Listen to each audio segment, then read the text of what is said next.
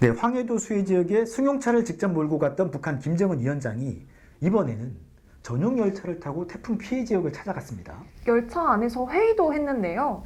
개인적으로는 북한 방송에 나온 열차 내부가 가장 눈에 띄었습니다. 네, 김 위원장이 타는 전용 열차, 1호 열차라고 하죠. 네, 예전에 공개됐던 거하고 비교하면 싹 달라졌습니다.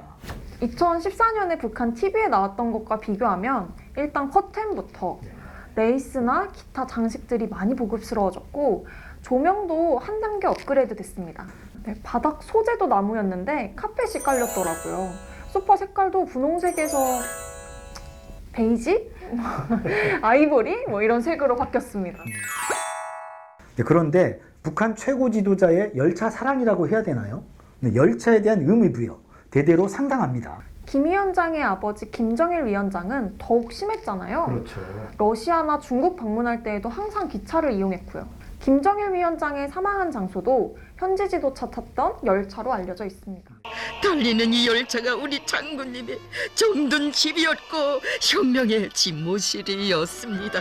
네, 자주 타서 그런지 집보다 열차가 더 편하다, 열차가 집 같다 이런 말도 했습니다. 열차에 오르면 집에 온 것 같이 느껴지고 반대로 집에 들어서면 여관에 온 것 같은 느낌이 듭니다.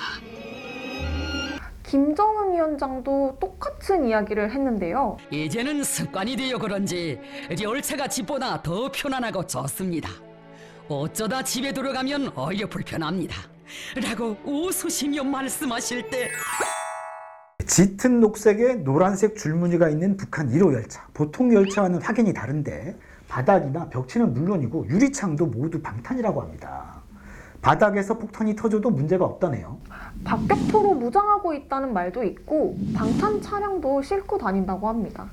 열차 안에는 의료시설을 비롯해서 요리사 공간도 있고 심지어 노래방이 있다는 설도 있습니다.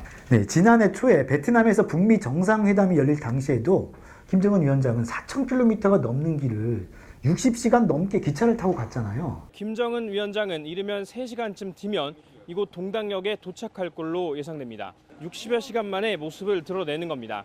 최고 지도자의 전용 열차면 성능도 좋을 텐데 속도가 빠르지는 않은 것 같아요. 네, 열차의 모든 부분을 방탄으로 처리해서 차체가 무겁고 그래서 속도를 내기 어렵다. 이런 분석도 있긴 합니다.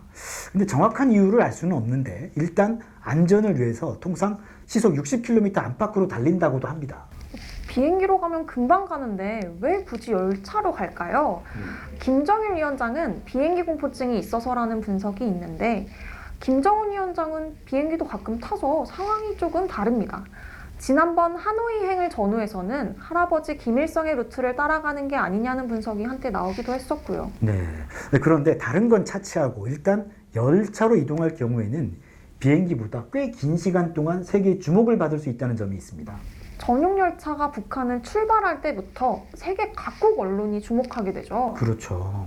팀장님도 많이 따라다니셨죠? 네.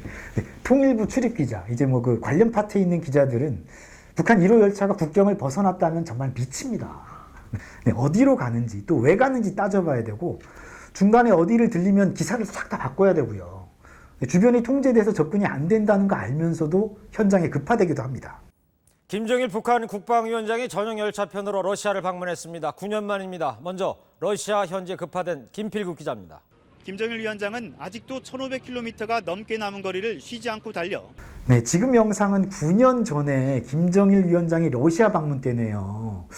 저 때는 제가 우리 외교안보팀 중에서 제일 고참이었는데 어떻게 하다 보니까 좀 꼬여서 제가 갔는데 블라디보스토크부터 이제 하바롭스크를 거쳐서 울란우데까지 갔는데 김 위원장이나 북한 사람들은 밤에 열차에서 자면 되잖아요. 그렇죠. 침대칸이 있으니까요.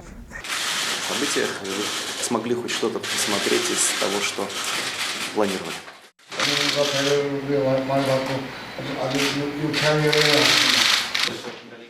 근데 우리는 낮에는 기사를 쓰고도 리포트도 하고요.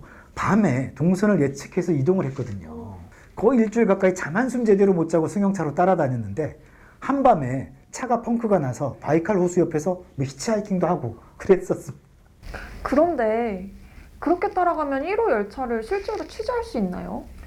지난해 베트남에서는 역 주변에서 공개적으로 취재가 가능했잖아요. 네. 그런데 통상의 경우는 그렇지가 않습니다. 중국이나 러시아 같은 곳은 당국이 뭐 역이나 거점을 아예 통제를 하기도 하고요. 심지어 거리도 통제하기 때문에 대부분의 경우에는 실제로는 접근 자체가 거의 불가합니다. 네, 그래서 각국 언론들은 예상되는 길목에서 수십 시간 뻗치기도 하고요. 그러다 운이 좋으면 멀리서 잠깐 촬영할 수도 있고 뭐 그런 경우죠. 국경 밖으로 나갈 때뿐만 아니라 북한 안에서 이동할 때에도 전용 열차를 자주 이용하고 있는데요. 솟는 해, 지는 달, 뜨는 별을 달리는 열차에서 맞고 보내시며 북한의 도로 사정이 안 좋아서 현지 지도시 열차를 자주 이용한다고도 하고 위성 전화 등 첨단 통신 시설까지 갖추고 있어서 업무를 보는데도 지장이 없다고 합니다. 네, 정보기관도 열차 움직임을 주시하는데요. 지난 봄에 김 위원장의 자맹으로 건강 이상설이 나왔을 때도 열차는 원산 인근 역사에 있다 이렇게 전하기도 했었습니다. 최고 지도자의 동선이 파악될 수도 있다는 말인데 그래서 더욱 열차 관련 내용이 베일에 가려져 있는 것 같기도 합니다. 네, 그렇습니다. 네, 김 팀장의 북한 확대경 다음 시간에 더 알찬 내용으로 찾아오겠습니다. 고맙습니다. 네.